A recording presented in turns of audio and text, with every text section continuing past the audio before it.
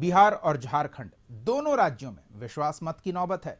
बिहार के नीतीश कुमार के नेतृत्व में एनडीए सरकार को 12 फरवरी तो झारखंड में चंपई सोरेन की सरकार को 5 फरवरी को विश्वास मत साबित करना है। दोनों ही राज्यों में तोड़फोड़ की आशंका जताई जा रही है। दोनों राज्यों में विपक्ष को लग रहा है कि सरकार विश्वास मत हासिल नहीं कर पाएगी। आपको दोनों राज्यों की स्थिति बताएंगे, लेकिन पहले बात बिहार की। मंत्रिमंडल विस्तार और विश्वास मत से पहले एनडीए सरकार में मंत्रियों के विभागों का बंटवारा हो गया है। किसे क्या मिला है, देखिए रिपोर्ट में। बिहार में सत्ता परिवर्तन हो चुका है। नीतीश कुमार के नेतृत्व में एनडीए सरकार बनने के बाद सीएम नीतीश के अतिरिक्त 8 मंत्रियों ने शपथ ली थी। इनमें बीजेपी कोटे से सम्राट चौधरी, विजय सिन्हा, प्रेम कुमार, जेडीयू कोटे से विजय चौधरी, विजेंद्र प्रसाद यादव और विजय कुमार चौधरी, जबकि एक हम से और एक निर्दलीय मंत्री शामिल हैं। मंत्रिमंडल विस्तार से पहले इन मंत्रियों के विभागों का बंटवारा कर दिया गया। मुख्यमंत्री नीतीश कुमार के पास सामान्य प्रशासन, गृह विभाग, मंत्रिमंडल सचिवालय, निगरानी, निर्वाचन विभाग होगा। उप मुख्यमंत्री सम्राट चौधरी के पास वित्त, वाणिज्य कर, नगर विकास एवं आवास, स्वास्थ्य, खेल, पंचायती राज, उद्योग, पशु एवं मत्स्य संसाधन और विधि विभाग होगा। उप मुख्यमंत्री विजय सिन्हा के पास कृषि, पथ निर्माण, श्रम संसाधन, राजस्व एवं भूमि सुधार, गन्ना उद्योग, खान एवं भूतत्व, कला संस्कृति एवं युवा विभाग होगा। साथ ही लघु जल संसाधन, लोक स्वास्थ्य अभियंत्रण विभाग भी विजय कुमार सिन्हा के पास होगा। वहीं विजय कुमार चौधरी के पास जल संसाधन, संसदीय कार्य, भवन निर्माण, परिवहन, शिक्षा, सूचना एवं जनसंपर्क विभाग। विजेंद्र प्रसाद यादव के पास ऊर्जा, योजना एवं विकास, मद्य निषेध, उत्पाद एवं निबंधन, ग्रामीण कार्य और अल्पसंख्यक कल्याण विभाग होगा। डॉक्टर प्रेम कुमार के पास सहकारिता, पिछड़ा वर्ग एवं अति पिछड़ा वर्ग कल्याण, आपदा प्रबंधन, पर्यावरण, वन एवं जलवायु परिवर्तन और पर्यटन विभाग होगा। श्रवण कुमार के पास ग्रामीण विकास, समाज कल्याण, खाद्य एवं उपभोक्ता संरक्षण का विभाग दिया गया है। वहीं संतोष कुमार सुमन के पास सूचना प्रौद्योगिकी, SC/ST कल्याण विभाग है। वहीं सुमित कुमार सिंह को विज्ञान, प्रौद्योगिकी एवं तकनीकी शिक्षा विभाग की जिम्मेदारी दी गई है। 8 मंत्रियों के विभाग तो बंट गए। इस बंटवारे में जेडीयू ने उस शिक्षा विभाग को अपने पास रखा जिस पर बिहार की राजनीति गरमाई रही थी। सबसे ज्यादा नियुक्तियां भी इसी विभाग में हुई। तब महागठबंधन में ये विभाग आरजेडी कोटे से तत्कालीन उप मुख्यमंत्री तेजस्वी यादव के पास था। अब विश्वास मत की बारी है। 12 फरवरी को एनडीए कोटे में नीतीश सरकार को विश्वास मत हासिल करना है। विश्वास विधायकों की आस्था, समर्पण और सत्ता में भागीदारी की राजनीतिक गलियारे में जोड़ तोड़ के प्रयास की भी चर्चा है। इसके पीछे वजह भी है सत्ताधारी एनडीए और विपक्षी महागठबंधन के बीच संख्या बल का मामूली अंतर है। इसलिए सभी पार्टियों के लिए अपने विधायकों को एकजुट रखने की चुनौती है। सत्ता जाने के बाद तेजस्वी यादव ने खेला होगा की बात कही थी। इस खेला होगा शब्द ने राजनीतिक खेल को दिलचस्प बना दिया है। महागठबंधन को छोड़कर नीतीश कुमार बीजेपी के सहयोग से 28 जनवरी को ही अपनी नई सरकार का गठन कर चुके हैं। नई सरकार है सो विश्वास मत भी जरूरी है। एनडीए और महागठबंधन के लिए अपने विधायकों को एकजुट रखना है। कांग्रेस को टेंशन कुछ अधिक है। शायद तभी बिहार पहुंचे राहुल गांधी को अपने विधायकों को समझाना बुझाना पड़ा। अब कांग्रेस मान रही है कि वे कूद फांद नहीं करेंगे। इधर कांग्रेस और आरजेडी को लग रहा है कि नीतीश सरकार विश्वास मत हासिल नहीं कर पाएगी। देखिए, सीटों का पेच कभी नहीं था और एक बड़ा घटक बाहर चले जाने के बाद स्वाभाविक तौर पे है कि जो घटक में बच गए हैं उनको सीटों की संख्या अधिक होगी।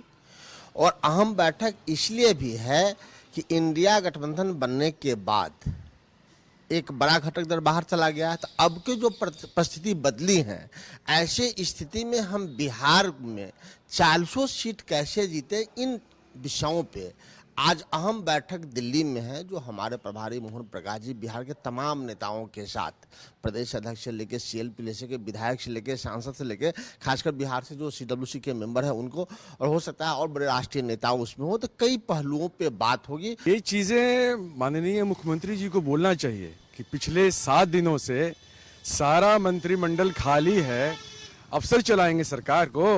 हो तो रहा था यही पिछले 17-18 साल से, अफसर चला रहे थे, लेकिन कम से कम दिखाने के लिए तो रखिएगा ना मंत्री। और अभी हुआ कहाँ है, आप देखते जाइए। मंत्रिमंडल विस्तार में इनको बहुत दिक्कत है। भाजपा को गृह भी चाहिए, शिक्षा भी चाहिए। अब माननीय मुख्यमंत्री जी के हाथ में कुछ रहा नहीं और अब ये कुछ कर भी नहीं सकते हैं। कम से कम लोकसभा चुनाव तक सम्राट चौधरी, विजय चौधरी सिन्हा जो कहेंगे माननीय मुख्यमंत्री जी को मानना पड़ेगा। विपक्षी नेताओं को जवाब दिया बीजेपी और जेडीयू ने। दोनों पार्टियों ने कहा कि कांग्रेस पहले अपनी पार्टी को बचाए, बिहार में कोई खेला नहीं होने वाला। अभी हमारी सरकार का गठन हुआ है, एनडीए की सरकार का, और माननीय मुख्यमंत्री का विशेषाधिकार है। लेकिन ऐसे दौर में राष्ट्रीय जनता दल और कांग्रेस के द्वारा राजनीतिक टिप्पणी किए जाने पर मुझे केवल इतना ही कहना है कि उस समय जुबान कांग्रेस का खामोश हो गया था। जिस समय तेजस्वी यादव के पास 5 विभाग था, राजद के विधायक उस लायक नहीं हैं, उनमें पात्रता नहीं थी कि वो भी मंत्री बन सकते थे। और हमको लगता है कि राजनीतिक छुतक लगा हुआ है, उसी के चलते बेचैनी। सवाल ये है कि अनैतिक व्यक्ति अगर नैतिकता का पाठ देता है तो मन को हंसी आती है कि जो अनैतिक व्यक्ति वो अनैतिकता का पाठ दे रहा है। मेरा यह कहना है कि विधानसभा नियमावली नियम से चलती है, तो नियमावली में क्या है वो जानना चाहिए उनको, और उसके आधार पर जो होगा वो होगा। हम कोई ज़बरदस्ती बैठने वाले लोग नहीं हैं, ये तो वो लोग बैठते हैं, खेला करते हैं। अब आरजेडी जो कहे, जो कहते हैं कहे, तो आरजेडी जहाँ है वहाँ सभी यही बात कहते हैं। वो भी कह रहे हैं जो खेला होना था हो गया है, अब दूसरा कोई खेला नहीं होने वाला है। अब एनडीए के साथ नीतीश कुमार जी हैं और एनडीए अब मिलजुल के केंद्र में भारत के यशस्वी प्रधानमंत्री नरेंद्र मोदी जी। कांग्रेस भी इसे खतरे की घड़ी मान रही है। 6 वर्ष पहले वो भुगत भी चुकी है। तब 3 विधान पार्षदों को लेकर पार्टी के तत्कालीन प्रदेश अध्यक्ष अशोक चौधरी जेडीयू के साथ हो लिए थे। चौधरी स्वयं भी विधान पार्षद थे। मंत्री पद के रूप में उन्हें उसका उचित पुरस्कार भी मिला था। इस बीच अखिलेश सिंह राबड़ी आवास पहुंचे, उन्होंने मंथन किया और दिल्ली बैठक के लिए निकल गए। लेकिन इधर जीतनराम मांझी ने 2 मंत्री पद मांगकर एनडीए के लिए टेंशन बढ़ा दी है। हमारी मांग भी थी आप लोगों के माध्यम से कि हमें 2 मंत्री पद चाहिए, और आपने देखा कि निर्दलीय मंत्री लोग हैं, उनको मंत्री पद दे दिया गया। ठीक है, एक भारतीय जनता जेडीयू में मिल गए हैं, उनको मिला या मिलेगा, लेकिन निर्दलीय विधायक हैं उनको मिला, और मनचाहा विभाग भी मिलने की बात चल रही है। नित्यानंद राय जी से बात किया है और अमित शाह जी से भी बात किया। हालांकि अमित शाह जी ने अपने थोड़ा सा उसमें बोले कि थोड़ा मुश्किल लगता है, लेकिन हम समझते हैं कि वो मुश्किल को आसान करना हमारे अमित शाह जी के लिए कोई बड़ी बात नहीं है। डायरेक्ट बात हमसे नहीं हुई, लेकिन हमारे परिवार वालों तक के से पूरी बात हुई। वो लोग मुख्यमंत्री पद का ऑफर दे रहे थे, लेकिन आप जानते हैं बहुत पहले भी हमने ये बात कही है कि जीतन मांझी गरीब हो सकता है लेकिन बेईमान नहीं है। सरकार में शामिल निर्दलीय विधायक सुमित सिंह ने कहा कि मांझी जी को ऐसे बयानबाजी से बचना चाहिए, उनकी मांगे जरूर पूरी होंगी।